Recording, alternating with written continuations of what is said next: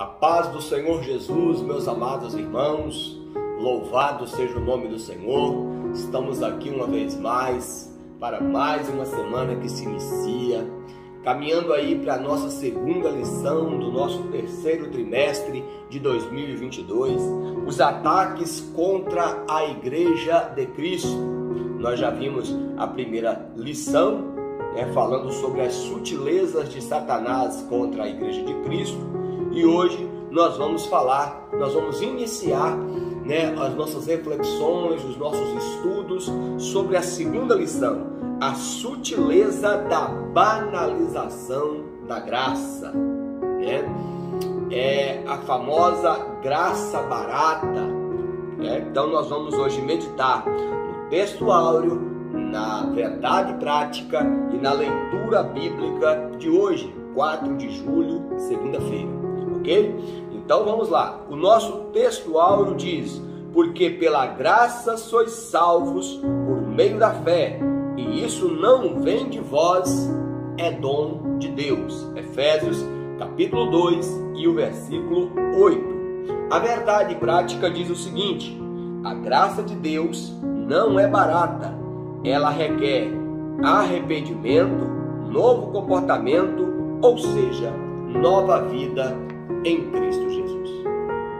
Então, meus amados irmãos, nós precisamos entender mais e compreender esse termo que talvez seja o mais importante de toda a Bíblia, que é a questão da graça de Deus. E eu quero deixar aqui apenas para a reflexão o que Agostinho de Hipona ele falou sobre a graça, baseado em Tito, capítulo de número 2, versículos 11 ao 14. Agostinho de Hipona ele falava sobre as 4 características da graça: graça salvadora, graça santificadora, graça fortalecedora, e graça capacitadora. Então, por isso, nós não podemos tomar em vão a graça de Deus, como Paulo ensina aos Coríntios. Paulo deixa claro aqui aos Efésios que nós não somos salvos por méritos nossos, que nós não somos salvos pelas obras, que nós somos salvos pela graça. Louvado seja Deus. Voltando ao texto de Tito, o apóstolo Paulo escrevendo a Tito, ele diz o seguinte, lá no capítulo 2, no versículo 11, ele diz assim: porque a graça de Deus se manifestou salvadora a todos os homens. Graça salvadora, A graça salvadora foi revelada na pessoa e na obra de nosso Senhor Jesus Cristo. Graça, no sentido bíblico, significa favor imerecido de Deus, ou seja, a humanidade não tinha condição para receber tamanha graça, tamanho favor imerecido. Então a graça é salvadora. Mas o apóstolo Paulo continua o texto de Tito, capítulo 2, e no versículo de número 12, ele diz assim: ensinando-nos que, abandonando as paixões mundanas e as concupiscências, vivamos nesse presente século sóbria, justa e piamente.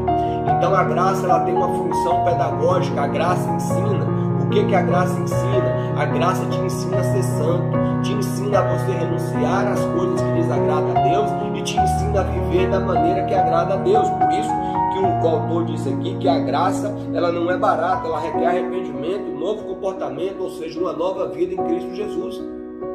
Essa é a graça santificadora. Mas o texto continua, e no versículo de número 13, Paulo vai dizer assim, aguardando a bem-aventurada esperança e o aparecimento da glória do nosso grande Deus e Salvador Jesus Cristo, graça fortalecedora. A graça te fortifica até o grande dia, o dia da volta de Jesus. Aleluia! Graça fortalecedora. E para concluir, no versículo 14, Paulo diz: porque ele nos remiu de todo o pecado e preparou para si um povo seu, especial, zeloso de boas obras.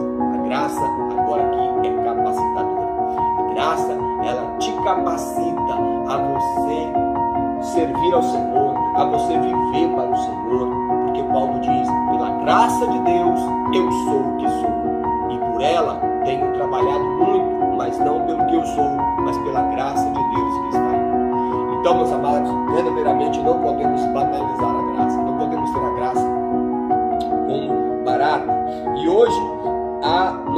meditação diária, 1 Coríntios, capítulo 1, versículo 21, que vai dizer assim, vamos abrir aqui o texto sagrado, 1 Coríntios, capítulo 1, versículo de número 21, que diz assim, a palavra do nosso Deus.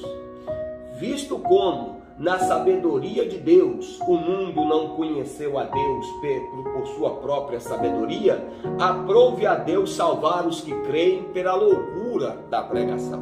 Ou seja, Deus achou por bem salvar a humanidade. Ou seja, isso é graça, isso é favor, né? Então Deus, ele se humanizou na pessoa de Jesus Cristo e veio revelar para nós essa maravilhosa graça, né? Como diz lá no texto de João, o Verbo se fez carne e habitou entre nós. E o texto ele conclui dizendo o seguinte, eu acho muito maravilhoso esse texto, o prólogo, né? A introdução do Evangelho segundo escreveu João, que ele diz assim, né? Que o Verbo se fez carne e habitou entre nós, e nós vimos a sua glória como a glória do unigênito do Pai, cheio de graça e de verdade. E diz assim, ó, e todos nós temos recebido a sua plenitude, aleluia, como graça sobre graça, porque a lei foi dada por intermédio de Moisés, mas a graça e a verdade vieram por intermédio de Jesus Cristo. Aleluia, glória a Deus. Vamos nos conscientizar cada vez mais desse termo maravilhoso, graça, aleluia, esse favor imerecido. Amém, meus amados irmãos? Meditem nesses textos que nós passamos aqui e que tenhamos uma boa semana de estudos e com certeza cresceremos mais e mais na graça e no conhecimento de nosso Senhor e Salvador Jesus Cristo. Nós vamos ficando por aqui. Que o amor do Pai, a graça do Filho e a comunhão do Espírito Santo esteja com você e com a sua casa, em nome do Senhor Jesus. Amém? Deus abençoe. Glória seja dada ao